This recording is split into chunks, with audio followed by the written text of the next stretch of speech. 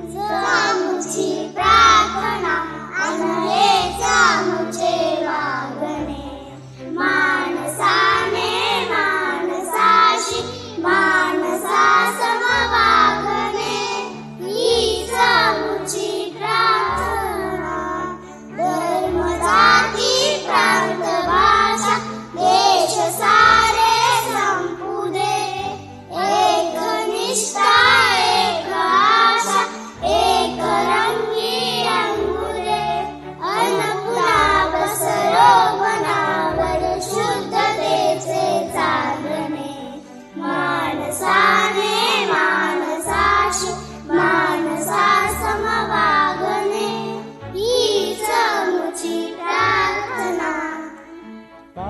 हे आयुष्य तितके जे जगावे चांगले. पाऊले चालो पुढे जे थांबले ते संपले.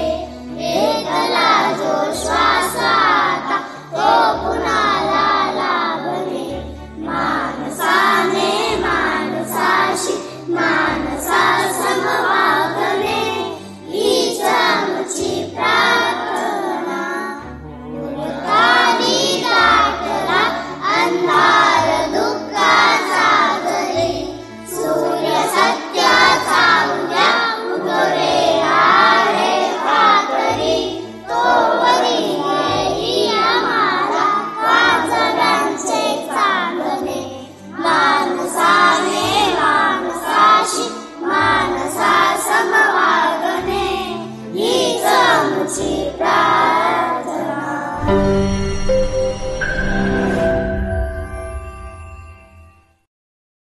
नमस्कार मित्रांनो, कविता जगणारी माणसाच्या आजच्या नवीन भागामध्ये आपल्या सर्वांचं मनपूर्वक हार्दिक स्वागत. आजच्या नवीन भागामध्ये मी एक असा मराठी अवलिया तरुण आपल्या भेटीस घेऊन आलोय की ज्यांना IT मध्ये 2 लाख रुपयांची नोकरी होती आणि परभणीसारख्या मराठवाड्यातल्या भागातून जे पुण्यात आले आणि पुण्यात आल्यानंतर त्यांनी या नोकरीला बाजूला सारून समाजसेवेचा वसा आपल्या हाती घेतला आणि 2015 पासून ते स्नेहवन या नावाने एक सामाजिक संस्था चालवत आहेत की या संस्थेमध्ये जवळजवळ 100पेक्षा जास्त विद्यार्थी हे राहण्यासाठी या संस्थेमध्ये आहेत की ज्यांच्या या संस्थेमध्ये त्या मुलांवरती विज्ञानापासून ते अगदी समाजसेवेपर्यंत, कलाक्षेत्रापासून ते अगदी आरोग्य क्षेत्रापर्यंत सगळ्या बाजूंनी त्यांच्यावरती संस्कार केले जातात. आणि हा संस्कार करणारा एक अवलिया तरुण म्हणजेच अशोक देशमाने सर. सर, मनपूर्वक स्वागत आपल्या आजच्या भागामध्ये. मुळात तुम्ही इंजिनियर आणि इंजिनियर असून 2 लाख पगारांची तुम्हाला नोकरी होती आणि ही नोकरी बाजूला सारून तुम्ही या उपक्रमामध्ये किंवा या समाजसेवेचा वसा तुम्ही घेतला. तर हा विचार तुमच्या मनात नेमका कधी आला? 2015ला स्नेहवनची सुरुवात झाली. 2015मध्ये मराठवाडा विदर्भात खूप दुष्काळ पडलेला होता आणि त्या दुष्काळामध्ये माझ्या गावात एक आत्महत्या झाली. आजूबाजूच्या गावातले लोक गाव सोडत होते आणि मग तेव्हा असं वाटलं की आपण जेव्हा म्हणतो भारत माझा देश आहे, सारे भारतीय माझे बांधव आहेत, तर आपल्या देशाप्रती, आपल्या समाजाप्रती कुठेतरी कृतज्ञता व्यक्त व्हावी आणि त्याच्या माध्यमातून काहीतरी आपल्या भागातल्या मुलांसाठी करावं. आणि मग तिथून स्नेहवनची सुरुवात झाली. पण माझं जे बॅकग्राऊंड आहे ते बॅकग्राऊंड, मी मूळचा परभणी जिल्ह्याचा आहे. परभणी जिल्ह्यामध्ये मानवत तालुक्यात मंगरुळ म्हणून माझं छोटं गाव आहे आणि त्या गावामध्ये माझं सगळं बालपण गेलं. शेतकरी कुटुंबामध्ये जन्माला आल्यामुळे ज्या बेसिक अडीअडचणी सगळ्यांच्या आयुष्यात असतात किंवा जे पिक्चरमध्ये आपण बघतो तसं सगळं आयुष्य आम्ही लहानपणापासून जगलो. लहानपणापासून 2 रुपयासाठी मारामारी असायची. आई वडील दोघंही खूप कष्ट घ्यायचे, पण दुष्काळ असल्यामुळे कधीही पिकाचे 3-13 वाजलेले असायचे. पीक निघालं तर त्याला बाजारभाव नसायचा आणि अशा असंख्य अडचणी मागे असायच्या. तेवढ्या परिस्थितीमधून सुद्धा त्यांनी आम्हाला शिकवलं. 7वीपर्यंत गावात शिक्षण झालं. 7वीपर्यंत गावात शिक्षण घेत असताना 10वीपर्यंत आम्हाला कधी स्कूल बॅग मिळाली नाही. स्लीपर चप्पल असायची पॅरागॉनची आणि 7वीपर्यंत खताची पिशवी आम्हाला वडिलांनी शिवून दिलेली होती. त्या खताच्या पिशवीमध्ये आम्ही दप्तर म्हणून वागवायचं. त्याच्यानंतर 7वीच्या पुढं 9वी 10वी 8वी 9वी 10वी बाजूच्या गावात शिक्षण झालं आणि बाजूच्या गावात शिक्षणाला जात असताना मग 2 रुपये घरून मिळायचे. जायला 4 आणि यायला 4 असे 8 रुपये लागायचे, पण आम्हाला फक्त 2 रुपये मिळायचे. आणि मग त्या 2 रुपयामध्ये आम्ही बोनटवर बसायचो, टपावर बसायचो, जीपला मागे लटकायचो आणि मग असा प्रवास करायचो. असा 3-3 वर्ष प्रवास केला. मग कॉलेजमध्ये परभणीला मी गेलो. पण मग शाळेमध्ये असताना आमचे एक सर होते, त्या सरांनी आम्हाला स्वामी विवेकानंदांचं पुस्तक दिलं आणि त्या पुस्तकामुळे माझ्या आयुष्यामध्ये आमूलाग्र बदल घडला आणि स्वामी विवेकानंदांच्या विचारांचा खूप मोठा पगडा डोक्यावर हे झाला की आपण काहीतरी करायला पाहिजे, आपण का जगतोय, आपल्या जगण्याला अर्थ काय आहे. आणि मग ह्या विचारांच्या शोधामध्ये मी एकदा घरही सोडलं होतं. जवळपास 2-2.5 महिने मी घराच्या बाहेर होतो. आणि मग एका गॅरेजवाल्याने सांगितलं की बाबा तुला कुठेतरी आत्मशांती शोधायची असेल तर ती आपल्या लोकांमध्ये असते. आजूबाजूच्या लोकांचं जर दुःख तुला कळालं नाही तर कुठेही तुला बाहेर शांती मिळणार नाही. आणि मग लहानपणापासून माझ्या मनावरती वारकरी संप्रदायाचे संस्कार झाले आणि मग ज्ञानेश्वरी वाचायचो, गाथा वाचायचो आणि मग त्याच्यातून वाचताना कळलं की भगवान श्रीकृष्ण गीतेमध्ये म्हणतात सर्वस्यच्या अहम हृदि सन्निविष्टो मृत स्मृती ज्ञानमपोहनंच, मी प्रत्येकाच्या हृदयात वास करतो. मग जर भगवान श्रीकृष्ण प्रत्येकाच्या हृदयात वास करत असतील तर आजूबाजूच्या मुलांमध्ये, आजूबाजूच्या लोकांमध्येही त्यांचाच वास आहे. आणि मग ते जर अडचणीत असतील तर त्यांना सहकार्य करणं म्हणजे आपली खरी भक्ती. मग कृतीशील भक्ती आपली असावी असं लहानपणापासून वाटायचं. मग 11वी पासून काम करून शिकलो. ट्रकवर काम केलं, गॅरेजवर काम केलं आणि मग हे सगळं चालू असताना खूप चांगली लोक आयुष्यात भेटली, ज्यांनी माझी फीस भरण्यासाठी मदत केली, ज्यांनी कोणीतरी नोट्स देण्यासाठी मदत केली. आमच्या एक ताई होत्या जे मला चपाती जमायची नाही मला खायला, तर त्यामुळे मला त्या भाकरीच करून द्यायचे. असेही फार बारीक बारीक विचार करणारे लोक माझ्या आयुष्यात मला भेटले. आणि मग त्याचे संस्कार मनावर झाले की अरे इतरांसाठी आपण काहीतरी करतो तर त्याच्यामध्ये इतरांचं भलं नसतं तर आपलं भलं असतं. आपण इतरांना जेव्हा मदत करतो त्याच्यामधून आपल्याला शांती मिळते, त्याच्यातून आपल्याला समाधान मिळतं आणि मग आपण इतरांना मदत करायला पाहिजे. मग परभणीसारख्या ठिकाणी असं काही पोषक वातावरण नव्हतं की तिथे आपण काहीतरी करावं. मग तरीही आम्ही शनिवारी रविवारी कुठेतरी शिकवायला जायचो, बाकी गोष्टी करायचो. मग माझं मास्टर्स झालं. मास्टर्स करत असताना बाबा आमटेंचे विचार प्रेरित करून गेले. एक कार्यक्रम त्यांचा परभणीमध्ये झाला आणि त्याच्यातून बाबा आमटेंचं नाव माहीत पडलं की बाबा आमटे नावाचं असं असं व्यक्तिमत्व आहे, त्यांनी असं असं कुष्ठरोग्यांसाठी काम केलंय. आणि मग असं उलाढाल मनामध्ये व्हायची. आणि मग तेव्हा सुरुवातीला 120 रुपये देणगी आम्ही आमच्या सेव्हिंगमधून काढून त्यांच्या संस्थेला देणगी दिली. आणि मग तिथून थोडीशी आवड निर्माण झाली की बाबा आपण समाजासाठी काहीतरी करायला पाहिजे. बरोबर. आणि मग असं हे थोडं थोडं थोडं थोडं सगळं साचत होतं. हे सगळं साचत असताना माझी मास्टर्स कंप्लीट झाली. मास्टर्स कंप्लीट झाल्यानंतर मी हैदराबादला गेलो. हैदराबादचं पुढचं शिक्षण घेतलं आणि मग पुण्यामध्ये नोकरीला आलो. पुण्यामध्ये नोकरीला आल्यानंतर विप्रोमध्ये नोकरीला लागलो. वयाच्या दुप्पट तिप्पट पगार सुरू झाली. त्याच्यानंतर एम्फेसिस नावाची कंपनी आहे मगरपट्ट्यात, तिथे काही वर्ष नोकरीला होतो. सगळं सुरळीत सुरू झालं, सगळं चांगलं सुरू झालं. घरचे आनंदी होते की आता आपला मुलगा नोकरीला लागलाय. 1 तारखेला निवांतपणे काही काम करू न करू कमी जास्तपणामध्ये छान पगार यायची. एसी रूम मध्ये बसून सिस्टीमला नाव ठेवणं किंवा एसी रूम मध्ये बसून गावाकडच्या चर्चा ऐकणं हा सगळा दिवसाचा दिनक्रम असायचा. पण मग असं वाटलं की आपण लोकांच्या मदतीमुळे इथपर्यंत आलो तर आपल्या पगारीतून थोडासा भाग काढून आपण मुलांच्या शिक्षणासाठी द्यायला पाहिजे. आणि मग तसं करायला लागलो. काही दिवस तसं केल्यानंतर असं जाणवलं की नुसते पैसे देऊन प्रॉब्लेम सॉल्व्ह होत नाहीत, आपण वेळ पण द्यायला पाहिजे. बरोबर. मग वेळ द्यायला लागलो. शनिवारी रविवारी सुट्टी असली की मुलांना शिकवायला जायचो, हे करायचो ते करायचो. आणि ह्याच दरम्यान 13, 14, 15 मध्ये मराठवाडा विदर्भात दुष्काळ पडला. आणि त्या दुष्काळामध्ये माझं गावी जाणं झालं. माझं गावी गेल्यानंतर मी बरेच लोक गाव सोडत होते. त्यांना मी म्हटलं तुम्ही गाव सोडताय पण ह्या मुलांच्या शिक्षणाचं तुम्ही काय करणार? हे जर मुलं आज नाही शिकले तर हे ह्या चक्रातून बाहेर पडणार नाहीत. आणि मग आपण नाव ठेवत बसू की समाजात भलं होत नाहीये, सिस्टीममध्ये सुधार होत नाही. आणि मग तो करायचं कोणी?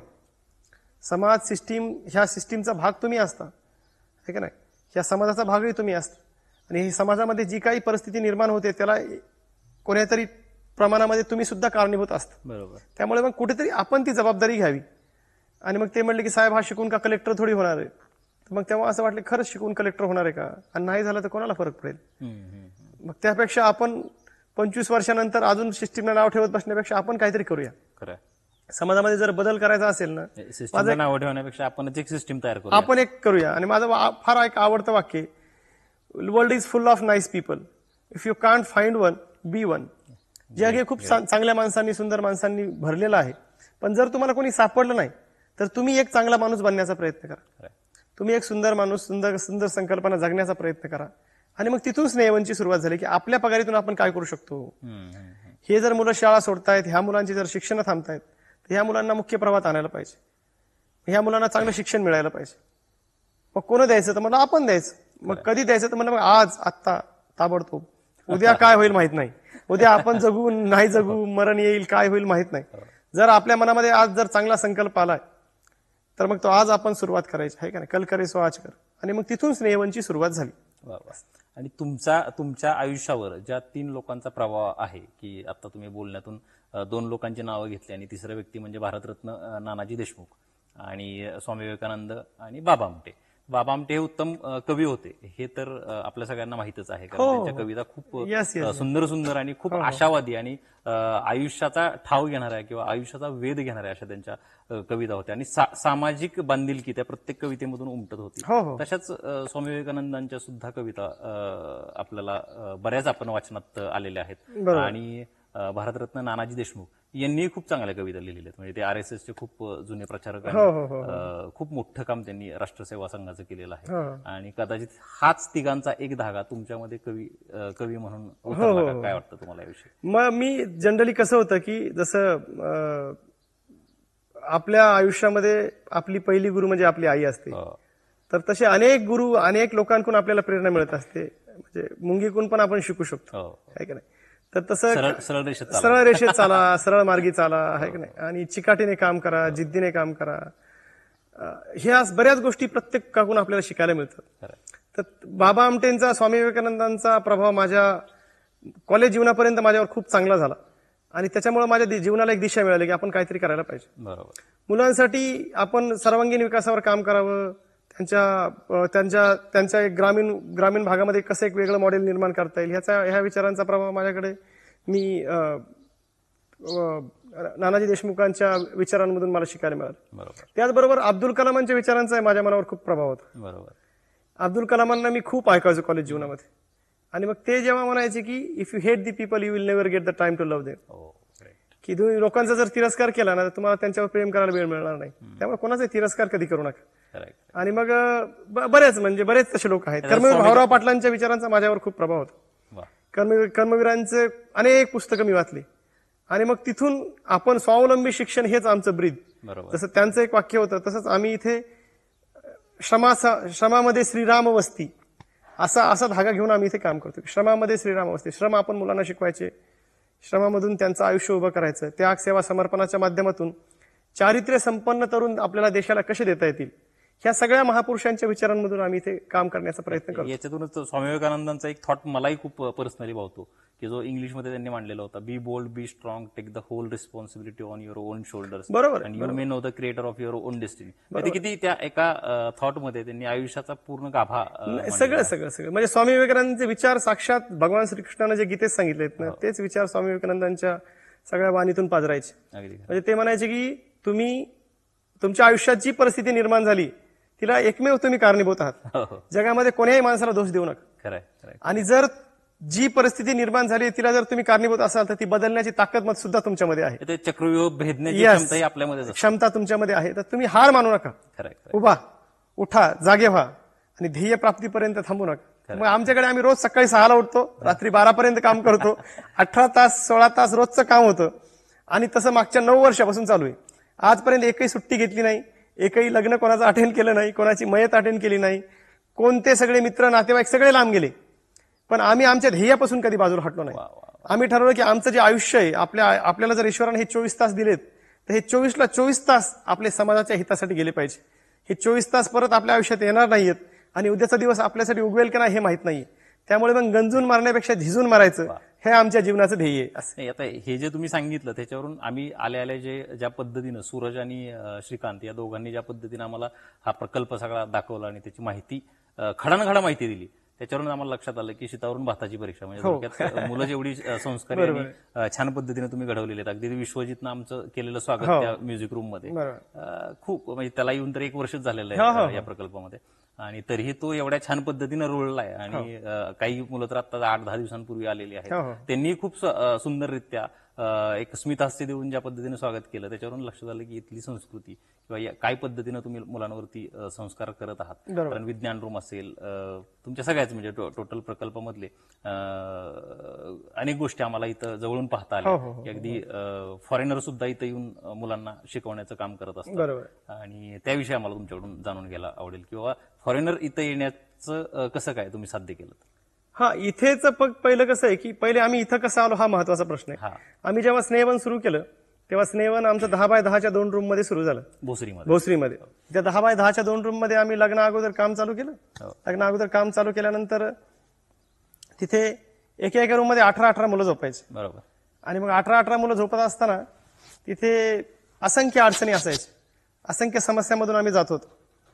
लग्न अगोदर काम चालू केलं, 9-10 महिने नाईट शिफ्ट केली आणि मग लग्नाचा विषय घरात निघाल्यानंतर नोकरी सोडली. मग बायकोही त्या विचाराची भेटली की आपल्याला पूर्ण वेळ हे काम करायचं. तिला आयुष्यभर कोणतीही तक्रार न करता लग्न करावं लागेल ह्या अटीवर आमचं लग्न झालं. तिला ते मान्य होतं बरोबर. आणि तिने ते मान्य केल्यानंतर 19व्या वर्षी तिने मला स्वीकारलं. 25व्या वर्षी हे मी काम चालू केलं आणि तेव्हा आमच्याकडे जवळपास 18 ते 20 मुलांची जबाबदारी होती. मग त्या सगळ्या मुलांचा स्वयंपाक ती करायची. बरं. सगळ्या मुलांचा स्वयंपाक ती करत असताना एक दिवस तिचं मिसकॅरेज झालं आणि मिसकॅरेज झाल्यानंतर डॉक्टर कुलकर्णी म्हणून त्यांचं हॉस्पिटल आहे, त्यांच्याकडे आम्ही ट्रीटमेंटला म्हणून गेलो. हो. त्यांच्याकडे ट्रीटमेंटला म्हणून गेल्यानंतर ते म्हणले, बाबा तुम्ही देशपांडे चांगलं काम करताय, आम्ही तुमचं ऐकलेलं आहे आणि मग तुम्हाला पुढे काय करायचंय, कसं करायचंय सांगा. आणि मग त्यांनी 2 वर्ष आमचं काम जवळून बघितलं आणि त्यांच्या आईच्या नावाने त्यांनी ही 2 एकर जागा आम्हाला दान केली. वा वा. 2 एकर जागा दान केल्यानंतर 2019 मध्ये आम्ही इथं आलो. इथं आल्यानंतर हे सगळं जंगल होतं. इथे लाईट नव्हती, दूध नव्हतं, पाणी नव्हतं, गॅस नव्हती, सिक्युरिटी नव्हती, काही नव्हतं. इथं हे आम्ही कसं उभं केलं हे तर आम्ही तुम्हाला नंतर सांगू. याच्यामध्ये मग जेव्हा आम्ही इथं आलो तेव्हा आम्ही ठरवलं होतं की आपल्याला नुसतं खाऊ-पिऊ घालणं हा आमचा उद्देश नाही. मुलांना best of the best quality education मध्ये मिळाली पाहिजे. चांगल्या घरच्या मुलांना ज्या सगळ्या सुखसुविधा मिळतात सगळ्या सुखसुविधा मुलांना इथे मिळायला पाहिजे. मग ते त्यांचे राईट्स आहेत. आपण फक्त खाऊ-पिऊ घालायचं आणि सांभाळायचं हा आपल्या जीवनाचा उद्देश नाहीये किंवा स्नेहवनचा उद्देश नाही. मग आम्ही आमच्या इथे 2 पॅरलल एज्युकेशन सिस्टीम रन करतो. मुलं शाळेत जातात, कॉलेजमध्ये जातात. पहिलीपासून ग्रॅज्युएशन पर्यंतची मुलं आमच्याकडे आहेत. शाळा कॉलेजमध्ये गेल्यानंतर त्यांची सगळी फीस भरण्याचं काम आम्ही करतो. शाळा झाल्यानंतर 7 तास मुलं शाळेत जातात, 17 तास आमच्याकडे असतात. पालकांचा सगळ्यात मोठा दोष काय असतो की पालकांना वाटतं आपण शाळेमध्ये फीस भरली की आपली जबाबदारी संपली. तर 5-6 तास मुलं शाळेत गेल्यानंतर 5-6 तासामध्ये शाळा तुम्हाला काय शिकणार. पहिले शाळेमध्ये मुलं कमी असायचे, शिक्षक जास्त असायचे. आता शिक्षक कमी आहेत तर मुलं फार जास्त आहेत. त्यामुळे त्यांनाही कामाचं प्रेशर खूप असतं आणि ते एकमेकांसोबत संवाद साधू शकत नाहीत. पहिल्या शिक्षकांना मुलांशी संवाद साधत असताना त्याच्यामध्ये काय चांगले गुण आहेत, चांगले काय वाईट गुण आहेत, तो कशावर हसतो रडतो हे सगळं माहित असायचं. आताच्या शिक्षकांचं मुलांशी संवादच होत नाही. वर्ग संपवून पटकन त्यांना बाहेर पडावं लागतं कारण की दुसरीकडे क्लास असतो. मग आमच्याकडे आम्ही काय करतो की आमची स्वतःची शाळा नाहीये, आम्ही मुलं बाहेरच्या शाळेत टाकतो. अकॅडमिक्स त्यांचं तिथे होतं. 7 तासानंतर 17 तास आमचं इथे मुलांच्या जडणघडणीवर काम चालतं. मग त्यांच्या बुद्धीवर, त्यांच्या शरीरावर, त्यांच्या मनावर त्यांचा सर्वांगीण विकास कसा होईल यातरी आमचे स्नेहवनचे इथे छोटे छोटे मॉडेल्स आम्ही बनवलेले आहेत. मागच्या 8 वर्षापासून इथं स्नेहवनमध्ये टीव्ही कोणी बघत नाही. बरं. मागच्या 8 वर्षापासून मोबाईल कोणी वापरत नाही. आमचा 9वीचा मुलगा तर 19 वर्षाचा मुलगा कोणीही मोबाईल वापरत नाही. त्या सगळ्यांना वन मूवी वन बुक नावाचा कन्सेप्ट असतो. प्रत्येक मुलाने आठवड्यात एक पुस्तक वाचायचं. आठवडाभर जो पुस्तक वाचतो त्याला रविवारी एक चांगला पिक्चर दाखवला जातो. पण ज्याला पिक्चर पाहायचा आहे त्यानं पुस्तक वाचणं कंपल्सरी असतं. मग आमच्याकडे 20 पुस्तकांपासून लायब्ररी सुरू झाली. आज जवळपास 15,000 पुस्तकांची लायब्ररी आमच्याकडे आहे. आणि मग मुलं नुसतं पुस्तकं जमा करत नाहीत तर ते वाचतात सुद्धा. आमच्या 8वी-9वीच्या मुलाने मृत्युंजय, छावा, पानिपत सारखे पुस्तकं वाचलेत. बिल गेट्स वाचलाय, वॉरन बफेट वाचलाय, नेताजी सुभाषचंद्र बोस वाचले, सावरकर वाचलेत, आंबेडकर वाचलेत. आणि मग हे नुसतं वाचत नाहीत तर रिंगण म्हणून ऍक्टिव्हिटी असते. पुस्तक वाचलं का नाही वाचलं कसं कळेल. सगळेजण गोल रिंगणात बसतात आणि ज्यानं जे पुस्तक वाचलं त्याच्यावर त्यांना 5 मिनिटं बोलायचं असतं की मी आज काय वाचलं. आणि त्याच्यातून त्याचं नॉलेज शेअरिंग होतं, कॉन्फिडन्स लेवल इन्क्रीज होतो. आमचा 6 वर्षाचा मुलगा 600 लोकांसमोर चांगला परफॉर्म करतो. आता कोणालाही लाजत नाही, कोणालाही भीत नाही, काय नाही. तर मग हे निरंतर घडणारी प्रक्रिया आहे. मुलं शिकत नाहीत तर मुलं ऑब्झर्व्ह करतात. आजूबाजूचं वातावरण कसं आहे, आजूबाजूच्या घटना कशा घडतात. आपल्याला शिव्या कोण्याही विद्यापीठात शिकवल्या जात नाहीत पण प्रत्येक भारतीयाला एक तरी शिवी येत असते. तर त्यामुळे मला असं वाटतं की आपण पुस्तकापेक्षा समाजातून, बाहेरच्या वातावरणातून खूप जास्त शिकतो. त्यामुळे मग इथं वातावरण निर्मितीचं काम आम्ही मुलांसाठी करतो. मला तर असं वाटतं की हा जो प्रकल्प आहे हा माणसं बनवणारा कारखाना किंवा माणसं बनवणारा मुलं घडवण्यासाठी आम्ही इथे प्रयत्न करतो. तर मग इथे आल्यानंतर आम्हाला असं जाणवलं की शहरापासून आम्ही फार लांब राहतो तर मग इथे व्हॉलंटियर्स आम्हाला मिळत नाहीत. त्यामुळे मग आम्ही एक आयसेक नावाची ऑर्गनायझेशन आहे तिच्यासोबत टायअप केलं आणि मग ती आम्हाला आता ग्लोबल क्लासरूम नावाचा आमचा कन्सेप्ट आहे ज्याच्या माध्यमातून आमच्याकडे बाहेरच्या देशातले व्हॉलंटियर्स इथे येतात आणि ते मुलांना शिकवतात. तर आमच्याकडे इंग्लिश शिकवायला फॉरेनर येतो, जपानीज भाषा शिकवायला जपानची मुलगी येते आणि मॅथ इंग्लिश शिकवायला सुद्धा बाहेरचे डॉक्टर्स येतात, बाहेरचे शिक्षक येतात. तर मग तो एक वेगळा कन्सेप्ट इथे राबवला जातो. त्यानंतर शाळेनंतर दुसरे 10 शिक्षक वेगळे आमच्याकडे आहेत जे मुलांना मलखांब शिकवतात, कम्प्युटर शिकवतात, लाठीकाठी शिकवतात, शास्त्रीय संगीत शिकवलं जातं, कथ्थक शिकवलं जातं, प्रोफेशनली आमच्याकडे चेस शिकवला जातो. आमचा सुरत नावाचा मुलगा आहे जो आता मलखांबात पुणे जिल्ह्यात 3रा आला, योगामध्ये तालुक्यात पहिला आला. चेस आता प्रोफेशनली ते शिकतात, त्यामुळे चेसच्या अकॅडमीजमध्ये ते भाग घेतात. आणि अशा बऱ्याच गोष्टी ज्या त्यांच्या सर्वांगीण विकासासाठी आम्ही करतो.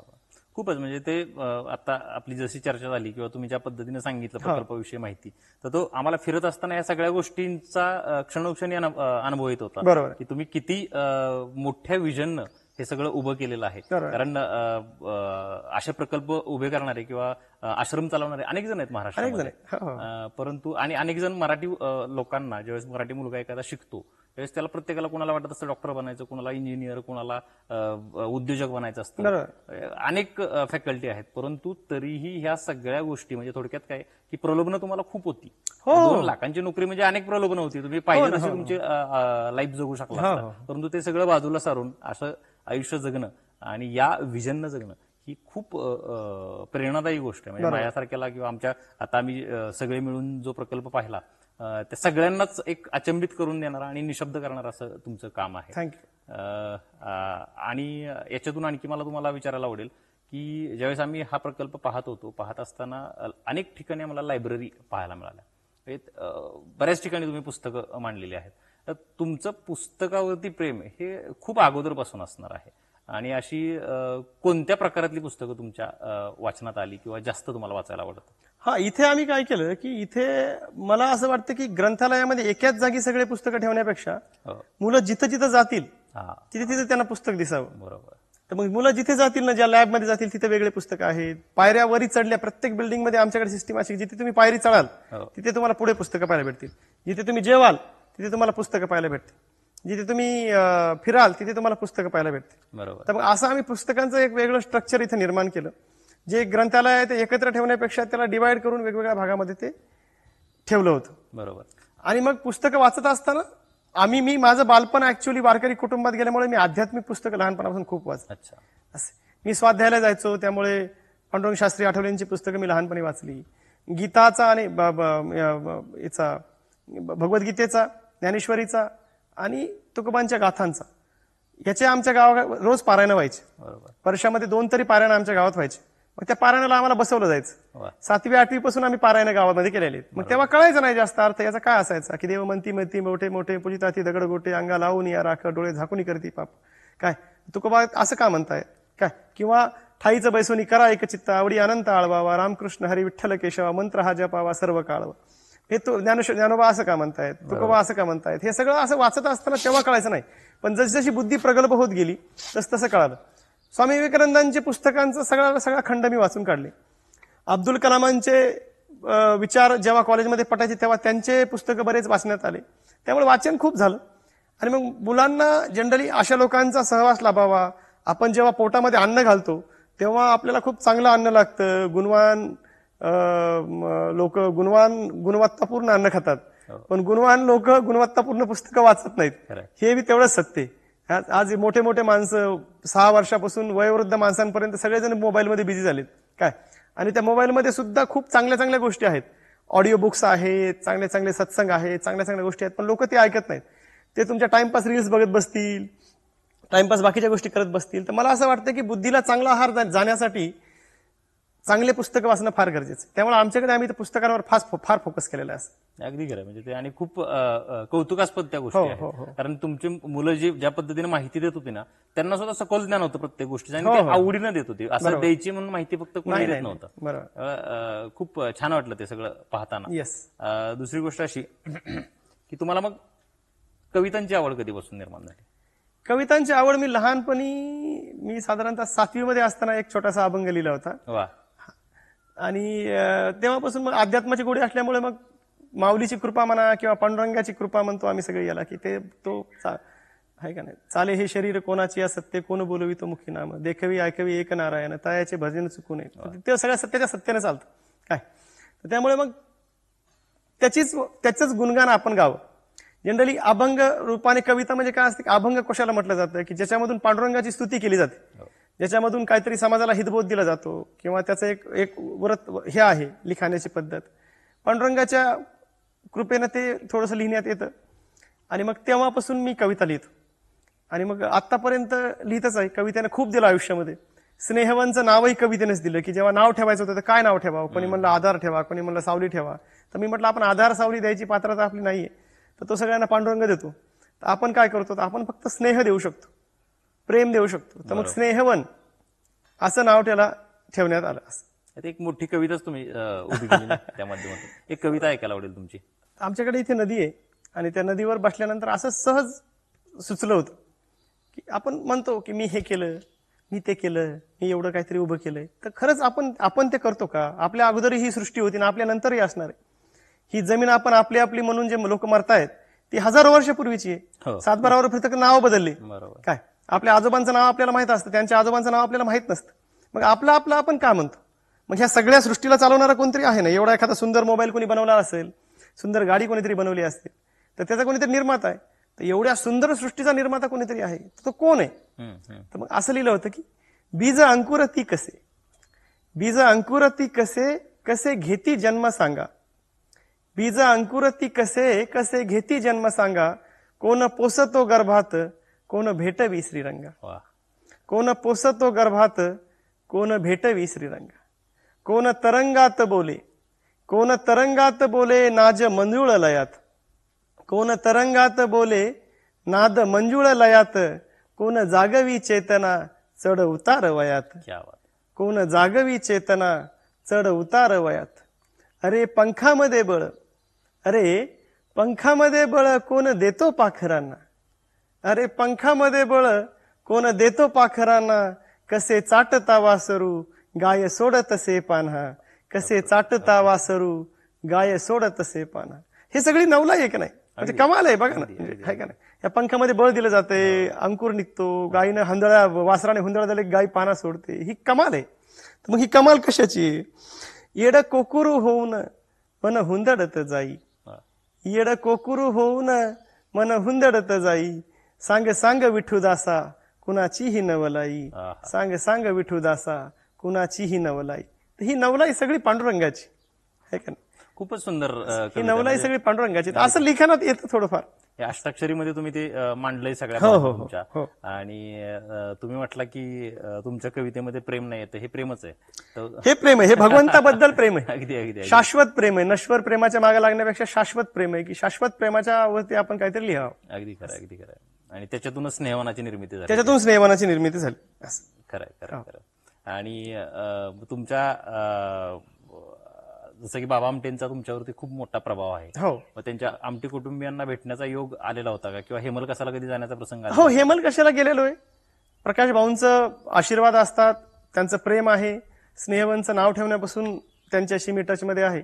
जेव्हा नोकरी सोडायची होती, तर नोकरी सोडायची असताना मग म्हटलं कोणला विचारून नोकरी सोडावी. तर एवढा मोठा निर्णय आयुष्यात घ्यायचा आहे, हो. तर जर तो चुकला तर आयुष्य बर्बाद होऊ शकते. मग सुरुवातीला प्रकाश भाऊंना मी भेटायला गेलो होतो. बरं. आणि प्रकाश भाऊंची भेट म्हणजे माझ्यासाठी परीस होती. हो. माझ्यासारख्या लोखंडाला त्यांच्या परिस्पर्शाने माझ्या आयुष्यात सोनं झालं. आणि मग ते म्हटले की चांगलं काम करायचा विचार आहे तुझा, तू नक्की कर हे. आणि मग त्यांनी हे शब्द म्हणल्यामुळे मला खूप बळ आलं की आपण जे निर्णय घेतोय तो निर्णय खरा आहे. बरोबर. आपण जे निर्णय घेतोय त्याच्यामध्ये एवढ्या मोठ्या माणसाने जर आपल्याला सांगितलंय की तो चांगला आहे, तर आपण त्याच्यावर ठामपणे चालायला लागायचं. मग किती असंख्य संकट आले आयुष्यामध्ये. 10 वेळेस बऱ्याच गोष्टी घडल्या. काय, आईचा हातावर काच पडला, आईचा हात तुटत होता, बायकोचं अबॉर्शन झालं, मिसकॅरेज झालं, अनेक बाकीच्या गोष्टी झाल्या, प्रीमॅच्युअर डिलिव्हऱ्या झाल्या, असंख्य अडचणी आयुष्यात आल्या. वडिलांना पॅरालिसिस झाला, तरी पण आम्ही हटलो नाही मागं कधी. कुटुंबाने सुद्धा मागं हे जे व्रत आहे की जे वसा घेतलाय तो कधी सोडला नाही. स्वतःच्या आयुष्यात अडचणी आल्या, सामाजिक, आर्थिक, मानसिक सगळ्या गोष्टीतून गेलो, पण कधी वसा तोडला नाही. तर मला असं वाटतं की ह्या सगळ्या महापुरुषांचे, प्रकाश भाऊंसारख्या लोकांचे जे आम्हाला सहवास लाभला त्याच्यातून आम्हाला ही एनर्जी मिळते. खरंय खरंय खरंय. खूप साऱ्या शुभेच्छा मला, कारण तुमचं काम हे अव्याहतपणे असंच पुढे जात राहो. मला आता जाता जाता तुम्हाला विचारायला आवडेल की जसं की आता मराठी विद्यार्थी या प्रकल्पामधून, या संस्थेमधून खूप जास्त बाहेर पडत आहेत, किंवा भविष्यामध्ये आम्हाला पुढच्या 15-20 वर्षांमध्ये इथले विद्यार्थी हे विविध क्षेत्रांमध्ये झळकलेले दिसतील. आणि त्याची पाळीमुळे हे आत्ताच तुम्ही एवढ्या चांगल्या पद्धतीनं रोवलेली आहेत. आणि ते मुलांच्या माध्यमातून ते दिसतंय पण खूप चांगल्या पद्धतीने. म्हणजे आता 8-10 दिवसांपूर्वी आलेला मुलगा सुद्धा आम्हाला आदरात येताना नमस्कार वगैरे घालून स्वागत आमचं करत होता. तर त्या आता या प्रकल्पाच्या व्यतिरिक्त जी मराठी मुलं आहेत आता लहान, की त्यांच्या पालकांना तुम्हाला काय वाटतं की काय संदेश द्यावा, की त्यांचं भविष्य आणि त्यांचं आयुष्य उज्ज्वल कशा पद्धतीनं व्हावं आणि त्यांनी आत्ता त्यांच्यामध्ये पायाभरणी काय करावी? मला असं वाटतं की पालकांनी मुलांना आपले स्वतःचे स्वप्न पाहायला शिकवायला पाहिजे. पालकांनी मुलांच्या डोळ्यामध्ये स्वप्न पेरायला पाहिजे. पालकांनी मुलांवरती आपले स्वतःचे स्वप्न लादू नयेत. मला काय वाटतंय, माझ्या मुलाने कसं बसावं, माझ्या मुलाने कसं वागावं हे लादू नये. हा, त्याला शिकवा तुम्ही. संस्कार वेगळा मुद्दा झाला आणि त्यांना असावंच करावं हा वेगळा मुद्दा. आमचे आता ग्रॅज्युएशनचे मुलं आहेत, तर ते आधी एमपीएससी करायचं म्हणत होते. तर मी त्यांना शेवटपर्यंत एमपीएससी करण्यासाठी हो म्हटलो. पण नंतर मी त्यांना समजून सांगितलं की अरे बाबा हो, टेक्नॉलॉजीला सध्या चांगला मान आहे, आपली घरची खूप गरिबी आहे, 5-7 वर्ष तयारी करणं अवघड जाईल, त्यामुळे तुम्ही बीसीए करा. बीसीए केल्यानंतर तुमचे स्वप्न लवकर पूर्ण होतील. त्याच्यानंतर तुम्ही स्वतःच्या पायावर उभे राहिले की तुम्ही परत वाटलं तर एमपीएससी करा, काय अडचण नाही. तर मला असं वाटतं की मुलांच्या समोर वातावरण तसं निर्माण व्हायला पाहिजे, ज्याच्या माध्यमातून मुलांना शिकायला मिळेल. आहे का नाही? बरोबर. तुम्ही आई वडील दोघंही म्हटले की आपल्या मुलाने चांगली पुस्तकं वाचावी आणि तुम्ही 24 तास जर त्यांच्यासमोर मोबाईल घेऊन बसले तर मुलं पुस्तक कसे वाचतील? तुम्ही त्यांच्यासमोर पुस्तकं घेऊन बसायला पाहिजे, तेव्हा ते पुस्तकं वाचतील. तुम्ही त्यांच्याशी गप्पा मारायला पाहिजे. आजकाल काय होतं, 8वीचा मुलगा आत्महत्या करतोय, 10वीचा मुलगा आत्महत्या करतोय, 12वीचा मुलाला काय कोणाला बोलायला संबंध मिळत नाही. लवकर मुलं व्यसनाच्या अधीन जात आहेत. काय मोबाईल व्यसन आहे, पण बाकीचे पण व्यसन मुलांना लागतात. आणि या व्यसनातून किंवा बाकीच्या गोष्टींतून जर मुलांना बोलकं करायचं असेल तर त्यांचं आउटलेट बाहेर पडायला पाहिजे. पालकांनी मित्र म्हणून त्यांच्याशी संवाद साधायला पाहिजे, वेळ द्यायला पाहिजे. आमच्याकडे जेव्हा इथं मुलं येतात, मी आता 100 मुलाचा बाप आहे, त्यामुळे मला अनुभव आहे. मी आज 10 वर्ष झालं काम करतो, 25व्या वर्षी हे काम चालू केलं होतं. आज माझं 34 वर्ष वय आहे आणि आतापर्यंत 100, 200, 400 मुलं माझ्या हाताकडून गेलेत. आणि 1 to 1 24 तास आम्ही मुलांमध्ये असतो. असं नाही की फक्त झोपण्यापुरतं मी फक्त बाजूला झोपतो, पण 24 तास बाकी मुलांमध्ये आम्ही असतो. त्यामुळे मुलांशी जितकं जास्त तुम्ही बोलता ना, तितकं जास्त त्याच्या पाकळ्या उघडत जातात असं. आणि त्याच्यातून तुम्हाला मुलगा समजायला लागतो. बरोबर. की त्याचे किती प्रश्न आहेत, त्या प्रश्नांना उत्तर मिळायला पाहिजे, त्याचं विश्व कसं आहे. प्रत्येक मुलाचं विश्व वेगळं असतं, प्रत्येक मुलाची स्वप्न वेगळे असतात. ईश्वराने प्रत्येक मुलामध्ये वेगळा कलागुण दिलेला आहे. त्यामुळे तुम्ही त्याला काहीही म्हणू शकत नाही. एखाद्याला इंग्लिश मॅथ सायन्स जमत नाही म्हणजे तो गाढव आहे असं नाहीच. एखाद्याला 10वीला चांगले मार्क पडले नाही म्हणजे तो गाढव आहे असं नाहीच. तर मुलांमध्ये ही जी व्यसनाधीनता वाढत चालली आहे, त्याच्यासाठी पालकांनी त्यांच्याशी बोलणं फार गरजेचं आहे. जितके जास्त पालक मुलांशी संवाद साधतील तितके जास्त मुलं सजग होतील, सकारात्मकता त्यांच्यामध्ये वाढेल आणि त्यांना ऐकून घ्यायला पाहिजे. बऱ्याच वेळेस काय होतं, आपण डायरेक्ट असं म्हणजे त्याच्या मुलावर काय परिणाम हा विचार करत नाही. आपण डायरेक्ट त्याला म्हणतो, हे तू गप्प बस, तुला काय कळत नाही, पाहुण्यांमध्ये बोलू नको, बाकी गोष्टी करू नको. आमच्याकडे आम्ही तसं करत नाही. किती लहान मुलगा असेल तर मी किती मोठ्या पाहुण्यात बसलेला असलो तरी मुलगा माझ्यापाशी येऊन त्याचं मत मांडतो. भांडण झाले असले तरी येऊन सांगतो, मी त्याचं ऐकून घेतो. मी 100ला 100 मुलांचं ऐकून घेतो. तर त्यामुळे होतं असं की जो ग्रॅज्युएशनचा मुलगा आहे तो ग्रॅज्युएशनच्या लेवलच्या गप्पा माझ्यासोबत मारतो. काय रे बाबा, तुला काय कसं काय कॉलेजमध्ये मैत्रीण आहे का नाही, एखादी कोणाशी गप्पा मारतोय का नाही, तो कसं काय तर तो तिथपर्यंत असतो. आणि छोटा मुलगा कोणासंग भांडणं झाले, कोणा मला चिमटे घेतले, तिथपर्यंत मला तो खरं सांगतो. आणि आमच्याकडे नियम असा असतो की किती मोठं नुकसान झालं तरी कोणालाही दोष द्यायचा नाही. आपल्याकडून जर चूक झाली तर ती आपण मान्य करायची, हा आमचा पहिला नियम असतो. आणि जो चूक मान्य करतो आम्ही त्याला शिक्षा करत नाही, आम्ही त्याला चॉकलेट देतो. आमच्याकडून त्याला इथं स्वीट दिलं जातं. आणि त्याच्यामुळे होतं असं की तो कधीच घाबरत नाही की मी चूक केली आणि मग मला आता दंड भेटेल. दंडाच्या भीतीने मुलं मान्य करत नाहीत. आमच्याकडे उलटं घडतं, मुलं मान्य करतात, त्यामुळे एक चूक परत कधी घडत नाही, नवीन नवीन चुका घडतात असं. आणि त्याच्यातून मुलं घडले जातात. मुलांवरती विश्वास ठेवतो. बरेच लेवल, कधी कधी डेप्युटी कमिशनर जरी इथं आमच्याकडे आले तरी आमच्या 8वी 9वीच्या मुलाला म्हणतो की तुम्ही त्यांना फिरून दाखवा. कलेक्टर साहेबांना म्हणतो की सर तुम्ही त्याच्याशी संवाद साधा. जेव्हा तुम्ही त्याच्यात एकांतात त्याच्याशी संवाद साधाल त्याचा कॉन्फिडन्स वाढेल. बरोबर. हा प्रकल्प मुलांसाठी आहे, त्यामुळे मग मी इथे बसून तुमच्याशी गप्पा मारेल, पण मुलांना काय दिलं जातंय, मुलं कसे घडले जातात हे जेव्हा तुम्ही मुलांशी संवाद साधाल तेव्हा तुम्हाला कळेल. आणि मुलांना बाहेर कुठे संधी मिळणार, तर आमच्या मुलांना आम्हाला इथेच संधी द्यावी लागणार. अगदी खरं आहे का नाही? जेव्हा लोक आमच्याकडे इथे व्हिजिटर येतात तेव्हा आम्ही मुलांना म्हणतो की तुम्ही तिथे जाऊन मुलांना दाखवा. मुलांनाच म्हणतो की तुम्ही सगळा प्रकल्प फिरून दाखवा. मग मुलांना आम्हाला इथे संधी देणं गरजेची. आम्ही स्वतःच पुढे पुढे करून काय होणार नाही. आणि मग तशी संधी दिल्यामुळे होतं असं की आमचा 7वी 8वीचा मुलगा इतका कॉन्फिडन्सली लोकांना सांगतो, जो आज मराठीमध्ये सांगत होता तो आज इंग्लिशमध्ये सांगतोय. सगळ्या आलेल्या पाहुण्यांना अर्धा तास मुलं कॉन्फिडंटली बोलतात, सगळा प्रकल्प फिरून दाखवतात. मला असं वाटतं की हे पालकत्वाचाच एक भाग आहे. मुलांमध्ये ऑलरेडी प्रत्येक मुलांमध्ये स्ट्रॉंग पॉईंट्स असतात, वीक पॉईंट्स असतात, त्याच्यावरती पालकांनी काम करायला पाहिजे. असं खूप सखोल आणि विस्तृत माहिती तुम्ही दिलीत की पालकांसाठी एक खूप मोठा संदेश होता बरोबर. की ज्याच्यातून येणाऱ्या पिढ्या ह्या खूप चांगल्या पद्धतीनं घडतील आणि भारताचं भविष्य आणि स्वतःचं आयुष्य हे खूप चांगल्या पद्धतीने हो, हो, उज्ज्वल नक्की, करतील. मनापासून धन्यवाद सर, तुम्ही आमच्या विनंतीला मान देऊन या Thank you so कार्यक्रमात much. भाग झालात आणि तुमच्याशी गप्पा मारून मुळात काय की कवी तर तुम्ही आहातच, हो, हो. परंतु तुमचं ही जी तुम्ही कविता उभी Yes, केलेली yes, yes, आहे yes. ती आम्हाला पाहण्याची संधी मिळाली, त्यामुळे आम्ही मनापासून सुखावलो. तुमच्या सर्व टीमचे आणि सर्व कविता प्रेमींचे मनापासून आभार. सगळे हे जे पाहतायत कार्यक्रम त्या सगळ्यांना विनंती आहे की एकदा स्नेहवनला भेट द्यायला नक्की यावं.